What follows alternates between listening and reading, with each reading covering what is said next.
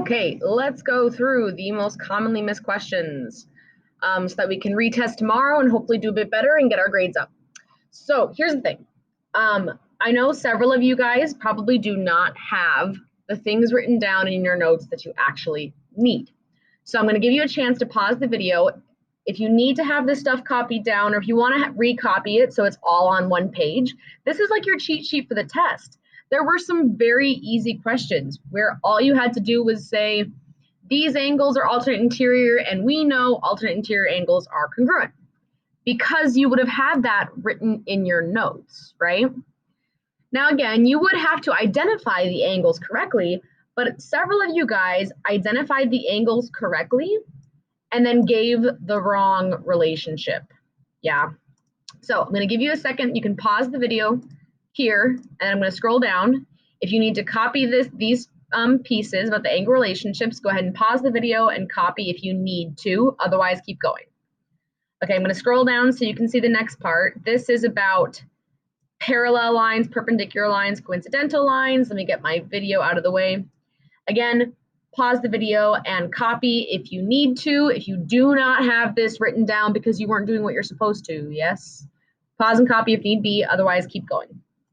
Okay, and the last piece here as well, we're going to go over this question, but if the question starts off by saying write an equation, you do need this formula to be copied down somewhere.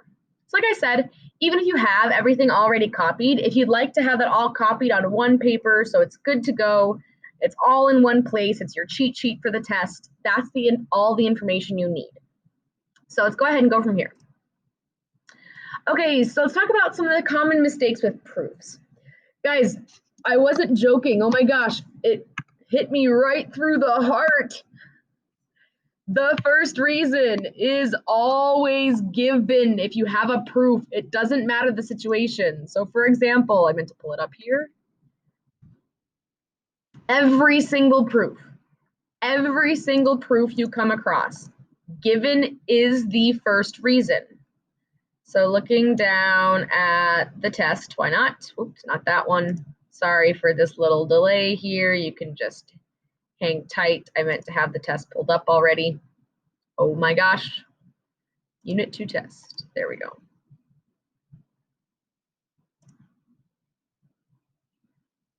Here's a lot of possible proofs you could have seen. Every single first reason right here. Answer 1. Hey, guess what? I don't even need to read the proof. The answer is going to be given. Answer 1. Don't even need to read the proof. The answer is going to be given. Hey, guess what? This one's going to be given. A couple of you guys picked things other than given for number 1. Super easy points, guys. Come on. We talked about this. Once more. Don't even need to read the proof. Don't even need to know anything. It's always given, because we always start with the information that is given to us. Notice it says given this information, and then that information is copied here. So the reason we can say this info is because it was given to us. Doesn't matter the situation. Easy points. I want to review real quick one more time how we know when to use transitive property. If we see 3 equal statements that look something like this. So I have 2 angles equal here. I have 2 angles equal here, and then I have 2 angles equal here. So if I see something like this in my proof, notice, again, this is what transitive property means. Angle 3 is equal to angle 15, as well as angle 3 is equal to angle 13. Therefore, because angle 3 equals both of these angles also have to equal each other. Our reason right here, that's where we would say transitive property. Transitive, we have a lot of things connected in an equal sign and a long train of equal signs. If we see 3 angle equals angle, angle equals angle, angle equals angle, our reason for this statement, again, for the last one, would be transitive property. If angle 3 equals both of these angles, well, those angles have to equal the same thing. That's transitive property. We only use it then. Okay, one more thing about proofs. So make sure you have this written down. If we are not trying to prove lines are parallel, so notice our proof is not that lines are parallel. Our proof is something different. Our proof is this angle equals this measure. Yeah. So our proof is not, in this case, that lines are parallel. Do we use a converse in our reasons anywhere? No. If our proof is something besides lines are parallel, you will not use converse anywhere in your proof. Make sure you have that written down, however that makes sense to you. If our proof is not that lines are parallel, no converse statement. But if we are trying to prove lines are parallel, notice our proof is that B is parallel to W. That's what that means. If our proof is V parallel to W, what will need to be in our last reason? A converse postulate. So it'll be something like alternate interior angles converse or corresponding angles converse. If our proof is lines are parallel, you will use a converse in your last reason. Write that down however that makes sense to you. If our proof is lines are parallel, you have to use a converse postulate. That's spelled postulate in your last statement. And again, that could be consecutive exterior converse, alternate interior converse, it'd be something like that. Okay, so let's go over setting up these equations, guys, because a lot of you guys, I think, if you have it in your notes that things are congruent or supplementary, you're like, great, but then how do I use that? So if we look at our notes and we say, okay, these angles are going to be equal or congruent, same thing, because of their relationship. Remember, these up here are all the relationships, come on, that are equal. So we've maybe determined it's one of those relationships. Sorry, my computer's running slow. There we go. So we have determined they're equal. What does the equation look like? So I'm going to rewrite my two equations, put a little space between them. If they are equal, we put an equal sign between them. So that is what your equation would look like if we have determined these angles to be equal. What if instead these angles were supplementary? So we looked at our notes and we said, oh, based on the name of the relationship between these two angles, I have it written here, they should be supplementary. Remember, supplementary means adds to 180. That's a little confusing though. A lot of you guys don't know what I mean when I say adds to 180. If I were to add these two angles together, they would equal 180. Let's put that into an equation. Here's my two angles. If I were to add them together, they would equal 180. That would be our setup if instead those angles equaled 180. And then we just got to be careful how we go about solving from there. We'd have to combine like terms over here and go from there. Let's say instead, or at the end of the problem, so you solve for x. So don't actually solve for x on those equations. We're just going to pretend that we solve for x and x equals 5. I don't think it does in any situation. I just made it up. If we did our thing and we found that x equals 5, but the question asked us to find an angle as the answer you needed to type in. What do we need to do to get our final answer if they're asking us to find an angle and we've only solved for x? Plug it in, guys. Oh my gosh, so many of you are forgetting to do this, and you promised, you pinky swore, you wouldn't forget. Measure of angle 1 is this 2x plus 2. What you would have to do after you solve for x you would recopy the equation they want. They want measure of angle 1, and we would take this 5 and plug it in. That would give us our final answer. That's what we'd plug into Canvas. We wouldn't plug in 5 because they weren't asking for x. They were asking for the angle. So solve for x, plug it in. Do not forget. Let's try an example of these because a lot of you guys miss these questions. So here's the steps. Copy these steps down. If you do not have these steps written down in an easy to access place, again, this is your cheat sheet for the retest. Copy these steps down. So step 1 is to figure out the name of the relationship between the angles. So here's angle 1 and here's angle 6. Yeah? Step 1, ignore the equations. What's the name of the relationship between those angles? Go ahead and answer.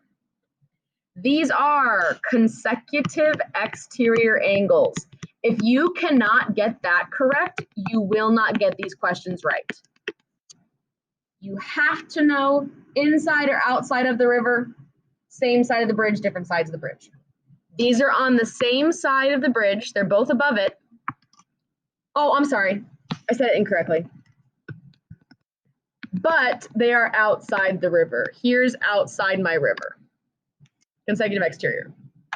So after you have looked at the name, you look to your notes that you just copied down right now if need be, and you say, what did Ms. Holberg tell us consecutive exterior angles are? And what are they? Look back to your notes. Are they supplementary or congruent? Supplementary, meaning they add to 180. That's just a fact that you have written in your notes. Consecutive exterior angles add to 180. Then you set up and solve. So take a second. If they add to 180, here's our equations. Go ahead and add them up, set them equal to 180. Go ahead and give it a shot. Okay, so here's angle 1, 3x plus 12. Here's angle 6, 2x minus 2. They add together to equal 180. Here they are, just copied down. They add together to equal 180. And then we solve. So go ahead and take a moment to solve it. Okay, so because these are on the same side of my equal sign, we got to combine like terms first. So 3x plus 2x gives me a 5x.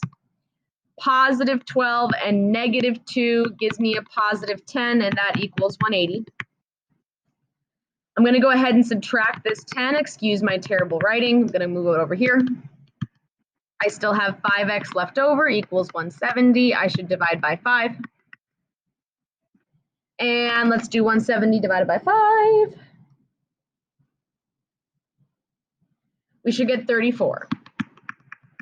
Now, you are a good geometry student and you promised me on that ed puzzle last week that you would go, wait, I solved for x. Miss Holberg made me promise that I would go back and check and see what they actually wanted me to find. They wanted us to find the measure of angle 6. So we're going to take that x and plug it into the measure of angle 6. Here's angle 6.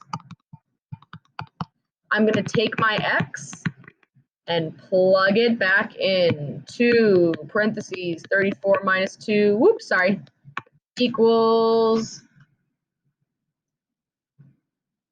66 is the answer you would put into Canvas. So again, have those steps written down on your little cheat sheet so you do not forget. Okay, last little piece here. So these questions I know a lot of you guys were getting confused on. I'm going to show you that the difference between writing an equation parallel and writing an equation perpendicular. So we are given this line, and because it says write an equation, remember that all you have to do is use that formula, move things over and get y by itself. That's what you're supposed to do. So it says, given an equation of this line, I want to write an equation parallel to it. Now what that means is I'm going to create an equation. Ooh, shoot, I need to add on here. Write an equation parallel to it that goes through, let's go ahead and say 2, 3. I forgot that point. Sorry, 2, -3. So we're going to add that on to both parts. I totally forgot.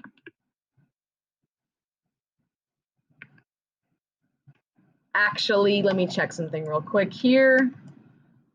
Yes, that's fine. Or is it? Yeah, it's okay. Okay, that goes through 2, -3. Okay, so we are going to use this equation in both cases. This is not going to change. I'm going to show you. We are going to use this equation, y minus y1 equals m, x minus x1. What happens is the y and the x stay put and they get copied down because our answer needs to have y and x in it. We're trying to write an equation, and equations of lines still have y and x. Minus, my minus gets copied down. What gets plugged in for my y1 is going to go here. Oops, those are ugly parentheses. And then my x1 is over here as well. Now looking back to our point, be very careful here, guys. What comes first? I have 2, -3. What comes first here, x or y? X comes first, y is next. So pause and think. I want y1 right here. Now again, I just recopied y minus, I recopied that. I'm going to put my y1 into this spot. There goes my y1. Now x gets copied, the minus gets copied, and then into that spot, I'm going to put my x1 too. Now, here's what we have to be careful about. If it says parallel or perpendicular, that's how we know what m to use. So parallel lines have what kinds of slopes? Same slopes. So you have to be able to do this. You have to be able to look at this equation and determine the slope of that line. What is the slope of that line? 1/4. So because I want parallel, I want to use the same slope. That's why I'm using 1/4, because I want to use the same slope as the one I have right here. So there's my m, that's the same slope. All we have to do from here now, we have our y1 plugged in, we've got our x1 plugged in, we determined that we wanted to use the same slope as the line given. We got to simplify it. So this is also the tricky part. Let's go ahead and go through this. We need to get the y by itself. This is y minus a minus. What does that become? Plus. I still got my 1/4 here. I'm just going to simplify this here and rewrite it. And I've got x minus 2, because this is just minus 2, right? It's not minus a minus. Now what we need to do is we need to distribute out this 1/4. We got to get rid of these parentheses. So I still have y plus 3 over here. I have 1/4 times x. I have 1/4 times -2. Now you can do this in the calculator. Literally, you have the calculator in the quiz, but this is going to be -2/4. That's -2 times 1/4. You can check it in your calculator. Now from here, we still need to get y by itself. This is not good enough yet. I need to move the 3 over. What am I going to do to move the 3 over? Subtract. So I'm going to -3 from both sides. That gets the y by itself. Now here's the thing though. I've got 1/4 x, and then I have a -2/4 and a -3. Use your calculator. Don't try and be like, I got no idea. -2/4 and then go -3. You should be getting here either 3.5, -3.5,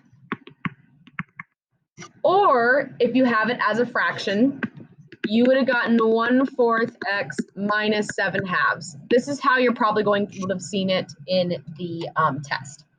Use your calculator. Minus 2/4 minus 3. Don't do that in your head. That becomes negative 7/2. Okay, so we're gonna now write an equation perpendicular to this one. We're still basing it off the same equation. Little hint here, guys, as well. Notice we didn't care about the y-intercept at all. You're just focusing on the slope. So here's the only way this question is different. It says write an equation. So write down what formula we need to use. If it says write an equation, we need to use y minus y1 equals m x minus x1. I have 2, negative 3. This is my x1, this is my y1. They're still going to get plugged into those points. Here's the difference. Because it says perpendicular, now I'm going to change my m. That's all that changes between A and B, between these two questions, is the m I use is different, but everything else is the same, yeah? So let's look at this. We have said the slope of this line is 1/4. Now we know perpendicular slopes are opposite reciprocals, right? Flip the fraction, change the sign. So to start with, 1/4. What is the reciprocal, flip the fraction, of 1/4? 4/1, which is just 4, but that's okay, we'll write it as 4/1 right now. Now, because I need them to be opposites, and this is a positive 1/4, what do I need to put on the 4/1 to make it opposite? A negative. So that is what I'm going to use down here for m, because now I want an equation perpendicular to the one they gave us. This is going to be a perpendicular equation because it has an opposite reciprocal slope. I'm going to go ahead and rewrite this as now just -4, because again, -4/1 is -4. So I want you to try from here. Here's your m, here's your points, the y minus and the x minus get copied. Everything else gets plugged in. Go ahead and try to plug it in and then click continue. Okay, so tips here again. Put what you're plugging in parentheses. I'm plugging stuff into these parentheses. Be very careful, make sure you did this right. My y1 is -3, not 2. I know the y1 gets plugged in first, but -3 is the y. My m is going to be -4. My x1 is 2. So now go ahead, I'm going to simplify this for you, and then I want you to take a moment to try and solve. So y minus a minus becomes a plus. I'm going to go ahead and drop the parentheses out here and then drop these parentheses because nothing is changing. Go ahead, distribute the -4, get the y by itself. That's our answer. Take a second to try it. Okay, let's distribute the -4. We get y plus 3 equals -4x minus 4 times -2 is a +8. Make sure you got that right. Then we still need to get y by itself, so we're just going to subtract 3. We have y equals -4x. 8 minus 3 is 5, and that's our answer. Okay, so hopefully that kind of cleared up a couple things. Once again, with this question, the only difference between write an equation parallel and write an equation perpendicular is what m we choose to use. Either we choose to use the same m if it's parallel, or we choose to use the opposite reciprocal, which we have to understand what that is and get it ourselves if we want perpendicular. Hopefully that helps.